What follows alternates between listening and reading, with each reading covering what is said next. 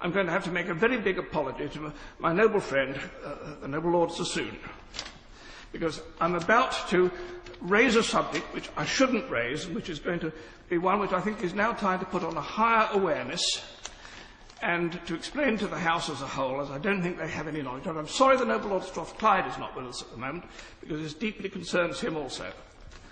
But for the last 20 weeks, since yesterday afternoon, I have been engaged in a very strange dialogue with the two noble lords, in the course of which I've been trying to bring to their attention the willing availability of a strange organisation which wishes to make a great deal of money available to assist the recovery of the economy in this country. For want of a better description of their name, I'll call them Foundation X. It's not their real name, but it'll do for the moment.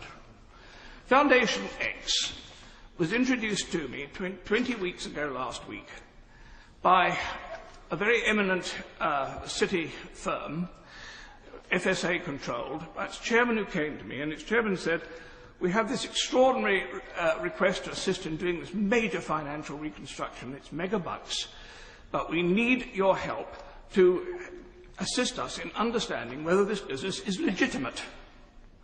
I had the biggest put-down of my life from the noble Lord Strathclyde when I told him this story first of all. He said, "Why you? You're not important enough to have the answer to a question like that." And he's quite right. My noble Lord, I'm not important enough, but the answer to the next question was, "You haven't got the experience for it." Yes, I do. I have had one of the biggest experiences in the laundry of terrorist money and of funny money that anybody's had in the city. I've handled billions of terrorist money. Not into my pocket. The biggest terrorist client I had was the IRA, and I'm pleased to say that I managed to write off more than £1 billion of their money. I've also had extensive connections with North African terrorists, but that's of a far nastier nature, and I don't want to talk about that because that's still a security issue. I would also hasten to add, it's no use getting the police in for me, because I shall immediately call the Bank of England as my defence witness, as they put me in to deal with these problems. So the point is that I was, in the course of doing this very strange activity, I got a very interesting set of phone numbers and references which I could go to for help when I needed it. And so people in the city have known that if they want to check out anything that looks at all odd, they can come to me and I can press a few phone numbers and get a reference. And so they came to me and asked me whether I would get them a reference and a clearance on Foundation X. And for 20 weeks I've been endeavouring to do so. I myself have come to the absolute conclusion that they are completely genuine and sincere, and that they are quite directly wishing to make the United Kingdom one of the principal points for which they will use to disseminate their extraordinary great wealth into the world at this present moment as part of an attempt to seek the economic recovery of the global economy. And so I made the phone call to my noble friend Lord Strathclyde on a Sunday afternoon. I think he was sitting on his lawn, poor man. And he did the quickest ball pass I've ever seen. If England can do anything like it at Twickenham on Saturday, we have a chance against the All Blacks. And the next thing I knew, I'd got the noble Lord Sassoon on the phone instead. And he, from the outset, took a quite right, proper defensive attitude of total scepticism and said, this possibly can't be right. In the course of the following weeks, I had, first of all, the noble Lord Sassoon said, go and talk to the Bank of England. So I phoned the Governor of the Bank of England and said, could he please check this out for me? And he came back after about 3 days and said, you can get lost. I'm not touching this with a barge pole. It's far too difficult. Take it back to the Treasury. So I did. And within another day, the noble Lord Sassoon had come back and said, this is rubbish. It can't possibly be right. So I said, well, I'm going to work more on it. And then I had a meeting with the noble Lord Strathclyde, and I actually bought one of the senior executives of Foundation X to meet Lord Strathclyde. I have to say that as first dates go, it was not a great success. Neither of them ended up by inviting the other one up for a coffee or a drink at the end of the evening, and they didn't exchange telephone numbers in order to be able to follow up the call. In fact, I found myself between a rock and a hard place, represented by both a rock and a hard place, which were totally paranoid about each other.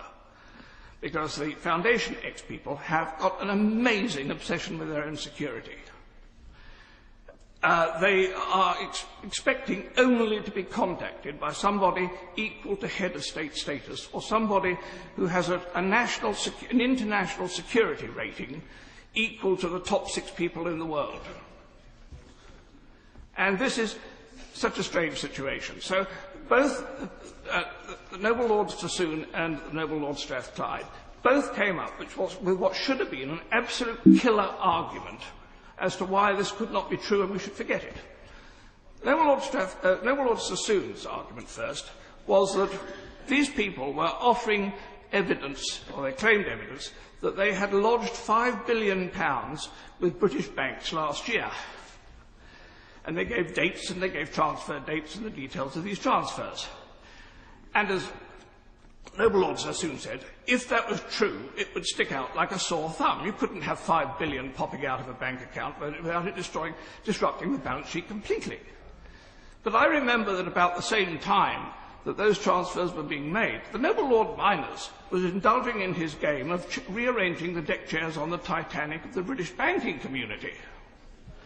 And if he had had 3 banks at that time, which had had, say, a deficiency of £1.5 billion each, then you'd pretty well have absorbed the entire £5 billion, and you wouldn't have the sore thumb stick out on this at that time, because you'd have put £1.5 billion into each of 3 banks, and you'd have lost the lot, or absorbed the lot. That would be a logical explanation. I don't know. Noble Lord Strathclyde came up with a much different argument. He said, this cannot be right. This cannot be right, because these people said at the meeting with him that they were still effectively on the gold standard from back in the 1920s, and that their entire currency holdings throughout the world, which were very large, were backed by bullion. And the Noble Lord Strathclyde came back and said to me, he's had his analysts working on it, and this has to be stuff and nonsense, because he said they had come up with a figure for the amount of bullion that would have been needed to cover their currency reserves as claimed, which would be more than the entire value of bullion that had ever been mined in the history of the world. I'm sorry, but the Noble Lord Strathclyde is wrong. His analysts are wrong, because what he had done was he had tapped into the sources which are available, and there is only one definitive source for the amount of bullion that has ever been taken from the Earth's crust, and that was a National Geographic magazine article 12 years ago. And whatever figure it was that they quoted was then quoted again by 6 other sites on the internet, on Google, and so everybody's quoting one original source, and there is no other confirming authority. But if you tack into the Vatican accounts of the Vatican Bank, you come up with a claim of total bullion. The Noble Lord is into his 15th minute. I wonder if he could draw his remarks to a conclusion. The total value of the Vatican Bank reserves would claim to be more than the entire value of gold ever mined in the history of the world. Now, my point on all of this is that we have not proven any of this. Foundation X are saying at this present moment that they are prepared to put up the entire £5 billion for the funding and creation of the 3i recreation. The British government can have the entire independent management and control of it. They don't want anything to do with it. There will be no interest charged.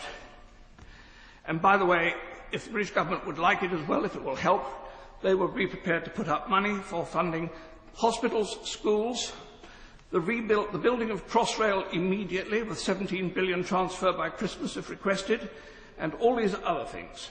These things can be done if wished, but we have to have a senior member of the government has to accept the invitation to a phone call to the chairman of the company concerned, Foundation X, and then we can get into business. And all I'm asking is that this is too big an issue. I'm just an aging, obsessive old peer, and I'm easily dispensable, but getting to the truth is not. And we need to know what really is happening here. My lords, we must find out the truth of this situation.